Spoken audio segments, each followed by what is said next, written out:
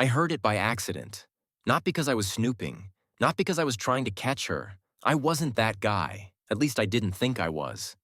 I heard it because her best friend forgot to hang up. Hey viewers, before we move on, please subscribe to the channel and hit the like button if you want more real relationship stories like this. My girlfriend's name was Maya, and her best friend's name was Tessa. Tessa was the kind of friend people call a ride or die. The one who shows up with snacks when you're sick, the one who hypes you up when you're insecure, the one who will curse out your ex like she personally experienced the breakup. I used to think she was great, not just for Maya, but for us. Because when you date someone long enough, their friends become part of your reality. You don't just date the person, you date the life around them, their habits, their families, their stories, their people. Tessa was always around. She'd crash on our couch after a night out. She'd stop by unannounced to drop off coffee. She'd text Maya constantly, little updates like they were sharing one brain. And I never minded it. If anything, I thought it was a good sign. Maya had someone who cared about her. Someone who kept her grounded. I had no idea Tessa was also the person keeping her covered. It didn't start with a huge red flag. It started with little inconveniences that I ignored because I trusted Maya. She started having these random gaps in her schedule. Not big enough to start an argument. Just weird pockets of time where she'd be unreachable. She'd say her phone died. She'd say she forgot it in her car. She'd say she fell asleep. When you love someone, you want to believe them. You tell yourself the simplest explanation is the real one. You tell yourself not everything is a plot. So I believed her. Then she started going out more often with Tessa. Girls' nights, she'd say, and I'd smile and tell her to have fun. It didn't bother me at first. I had my own life, my own work, my own friends.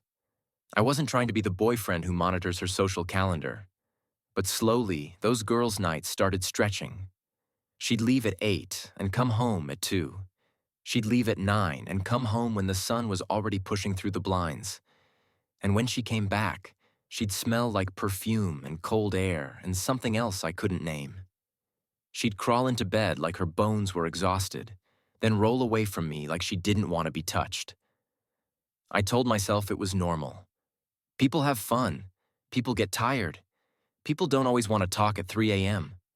But one night, I noticed something that made my stomach tighten. Her nails. Maya was obsessed with her nails. She always kept them perfect. Always had some soft color that looked clean and expensive.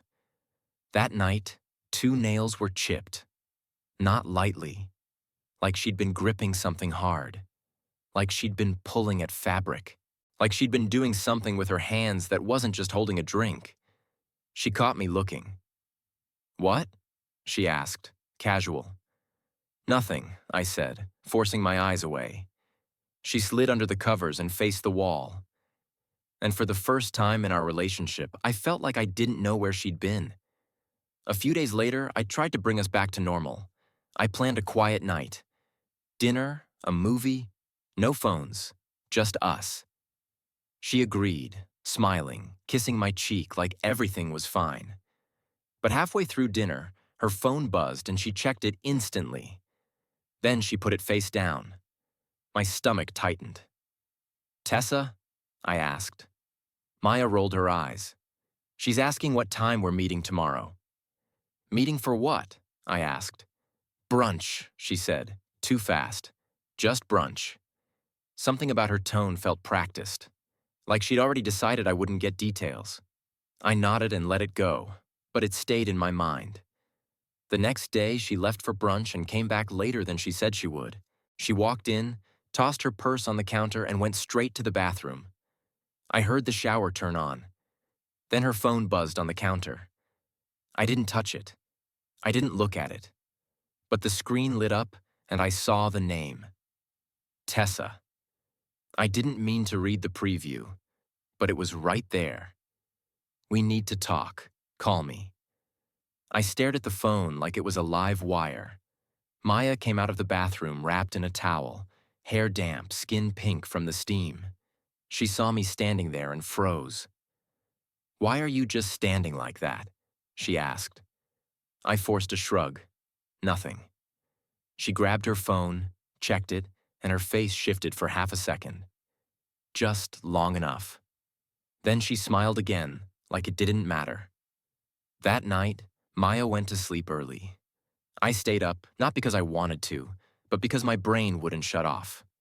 I kept replaying the little things, the missing hours, the chipped nails, the sudden showers, the way Tessa was always in the background. I hated myself for thinking the way I was thinking. It felt like betrayal to even suspect her. But suspicion doesn't come from nowhere. It comes from patterns. A week later, it happened. The moment that ended everything. Maya had gone to work.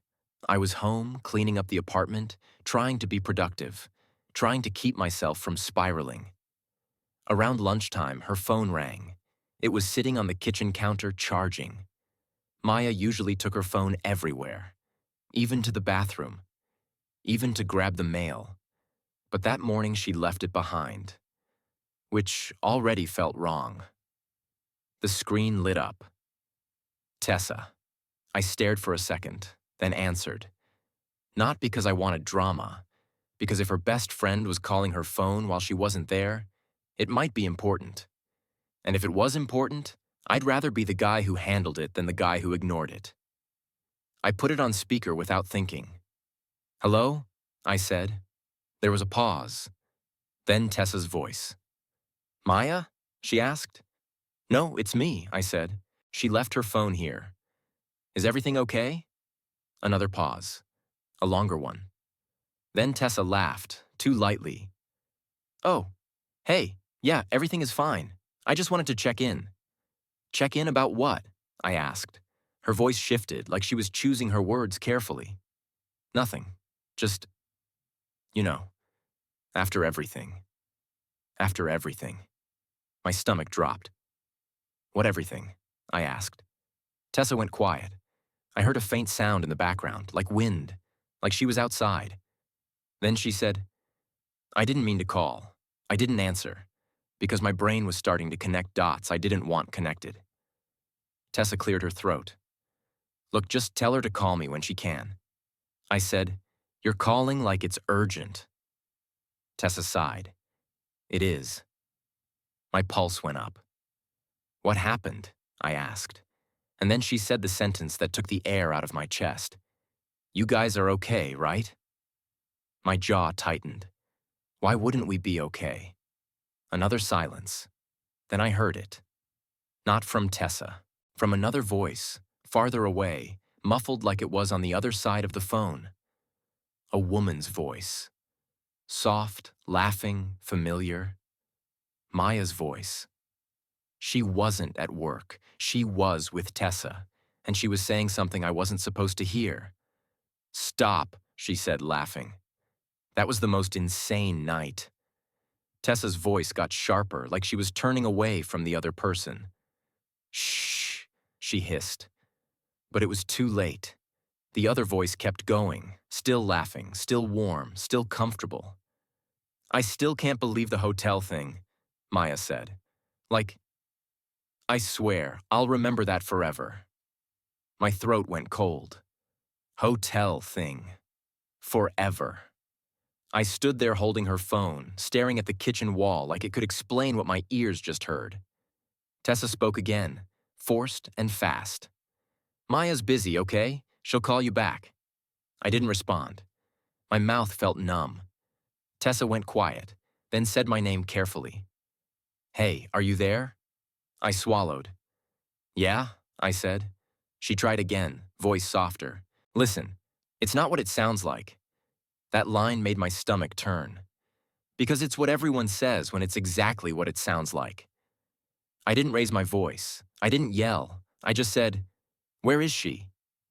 Tessa didn't answer. I repeated myself. "Where is she?" Tessa exhaled. "She's with me." My hand tightened around the phone. So she lied. Tessa rushed in, desperate. "It's just a girls' trip thing, okay? She didn't want to stress you out. Stress me out." I laughed once, short and dry. "And the hotel?" I asked. Silence. That silence told me more than any confession could. I heard Maya again, closer this time. Tessa, who are you talking to? Tessa sounded panicked now. Nobody, it's fine. Maya's voice was playful. You're acting weird. Then I heard her inhale, like she'd finally realized something. Wait. A beat of silence. Then her voice changed. Sharp. Alert. Is that my phone? My chest tightened. I didn't say anything. Maya's voice got closer again. Why do you have my phone? I said quietly. Because you left it here. Silence. Then she tried to laugh. Oh my God. Babe, I'm at work. I just stepped out for a second. The lie came out so smoothly, like she'd practiced it, like she'd lived inside it. I stared at the phone like it was a stranger. I said, I heard you. Just now. Nothing. No breath. No denial. Just silence. Then her voice dropped. You weren't supposed to answer that. That's when my heart broke cleanly. Not slowly. Not with suspicion. Cleanly. Because it meant the truth existed, and the only mistake was that I heard it. I said, Where are you? Maya didn't answer. Tessa jumped back in, nervous. Look, just don't freak out, okay? It's not... I cut her off. Don't talk, I said. Tessa went quiet instantly. I could hear Maya breathing. Then Maya whispered, Please don't do this. Do what? I asked. She swallowed. Don't make it into something big. I almost smiled. Because there it was, the same pattern. Make it weird, overreacting, not a big deal. The words people use when they want you to swallow betrayal so they don't have to choke on it. I said, Tell me what happened. Maya's voice trembled. It was just a night. Just a night. Like my loyalty was worth less than her impulse. I felt my jaw tighten. A night where? Maya hesitated. Then she said it like it was the smallest thing in the world. A hotel. I closed my eyes. I didn't ask with who, because my body already knew.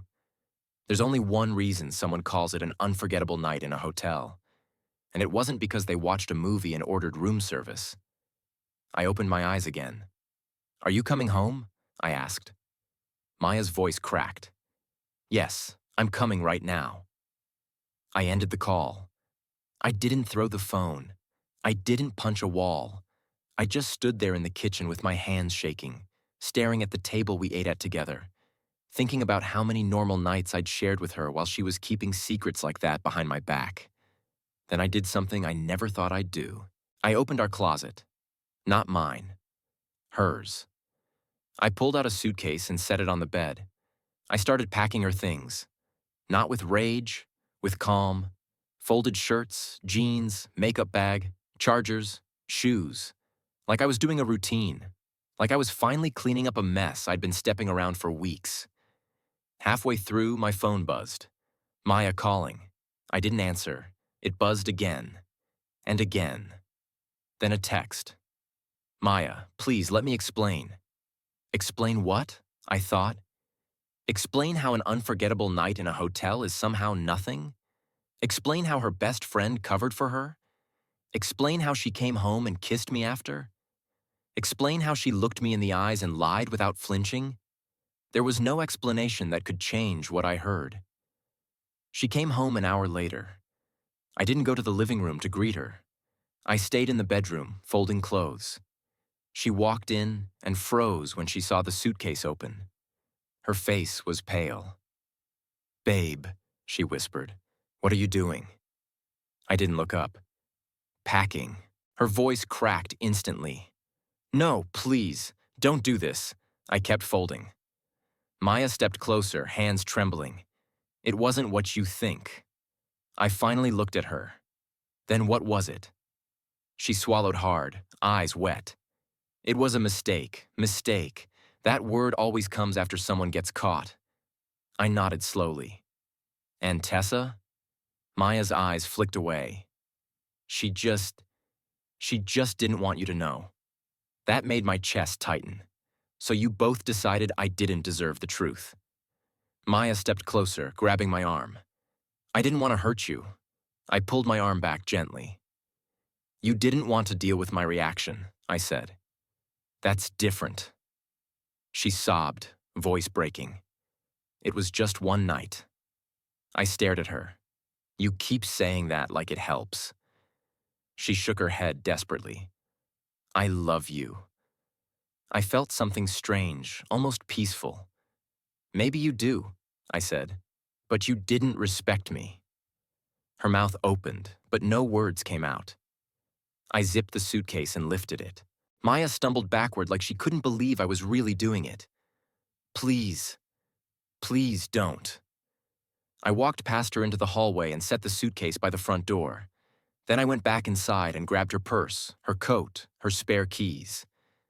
I placed them on top of the suitcase like I was returning borrowed items.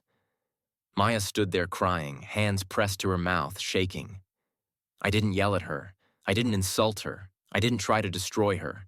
I just looked at her and said, "You didn't mess up because you made a mistake. You messed up because you planned the lie after it. You had help. You had cover. You had a whole system built around not losing me while still doing whatever you wanted." She tried to speak, but nothing came. I opened the door.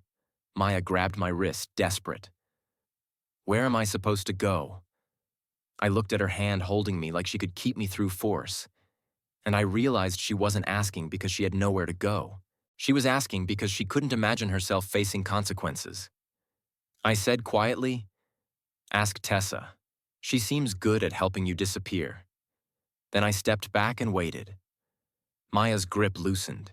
She stared at me like she'd never seen me before. I held the door open. After a long moment, she reached for the suitcase handle with shaking hands. She dragged it out into the hallway. I didn't watch her walk away. I closed the door and locked it.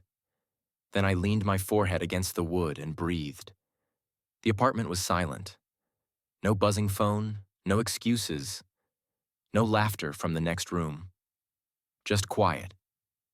And for the first time in weeks, my nervous system stopped bracing for the next lie. She called me later that night. I didn't answer. She texted me the next morning. "Maya, I'm sorry, I'll do anything." Anything. That word didn't mean anything anymore, because I wasn't asking for grand gestures. I was asking for basic honesty. And she couldn't even give me that until she got caught by accident. I blocked her. Then I blocked Tessa too. Not because Tessa owed me loyalty, but because I didn't want either of them to have access to me like I was an option they could pick back up once the guilt faded. The weird part was, I didn't feel dramatic. I didn't feel like I'd won something. I just felt clear. I'd been building a future with someone who was comfortable splitting her life into two parts. One part was me. The safe part. The stable part. The part that waited at home and cooked dinner and trusted her. The other part was whatever she needed in the moment. Excitement. Validation. A familiar thrill she told herself didn't count. I wasn't going to compete with that. I wasn't going to beg for honesty. And I wasn't going to stay with someone who needed her best friend to help her lie to my face. I heard it by accident, but maybe that was the only way I was ever going to hear the truth. If this story hit you, make sure you subscribe for more.